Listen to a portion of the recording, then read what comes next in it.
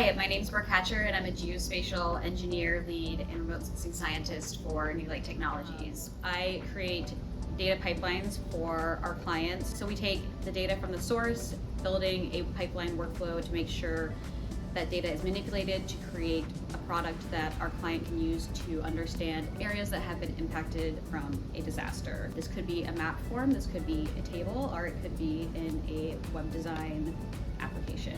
This past year, I've really focused more on the web design and geospatial. So this is really understanding our audience and their needs. I call this UI, human-centric behavior. So creating a story and a persona for someone, for our client, and making sure that our application and app respects that culture and that person or that audience, understands and be able to predict what they are going to need before they have to ask for it as well. My other position is remote sensing. We are detecting information from Earth's surface from a distant object and satellite. And mostly I look at multispectral imagery. So this is being able to process satellite imagery using their bands to be able to detect damage from incidents. So this could be detecting a tornado swath, it could be detecting different levels of damage to a structure, it could be deriving a flood extent from a hurricane. And these are usually pretty crucial for disasters. For most scenarios we can't see through. So it's been really cool to use remote sensing science in the disaster response field.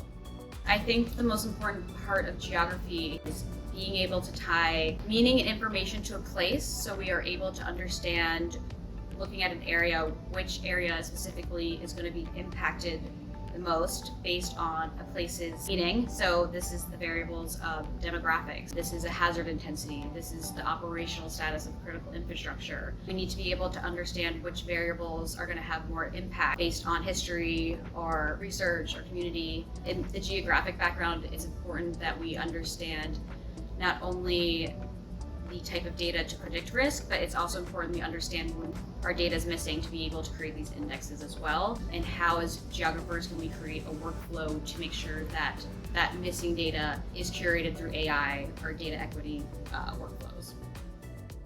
I took the GIS certificate course because I was really good at it and loved it. I actually was not quite sure what I was going to do after school, but as I started applying to local geospatial positions in the DC area, geography does play an important part in the type of career you're going to get. There was a ton of defense contracting opportunities, and my first position was at Leidos, creating digital nautical charts. 9 to 5, like digitizing it can be tedious, but I thought that was a really beautiful representation of the power of cartography and geography, how I was able to see hydro lines and ocean depth, that things the human eye can't see, came to life through that project. And after that, I soon started working at MDA, which is now Maxar. I wanted to follow more that remote sensing passion, and their main products were creating land cover and change detection products for the government using free satellite imagery. So it was the first time I was introduced to Landsat and Sentinel-2, and that's where I really learned about remote sensing algorithms and what it takes to apply frequency percentiles and accuracy and projections of shorelines, and why do land covers matter? What are the challenges of remote sensing? Part of geography that I had forgotten about in the past couple of years was the qualitative data research and data collection. So this is conducting interviews, collecting films, creating surveys, and how do we get people to fill out surveys and participate.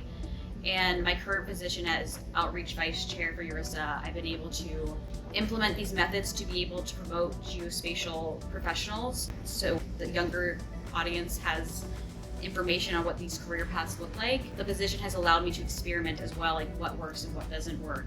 And qualitative data collection is cool. It taps into more my creative side in a more community connection way versus the cartographic graphic design, which is very exciting and creative to my brain as well.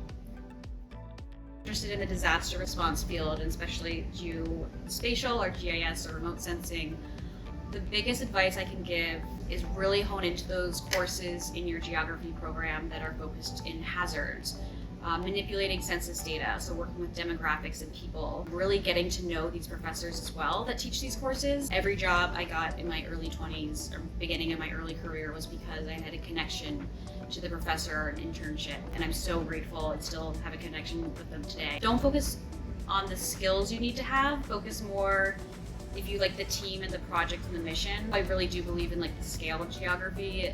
Start small, like if it is a community fire emergency and that gives you skills to put on your resume, that's awesome. And that's like a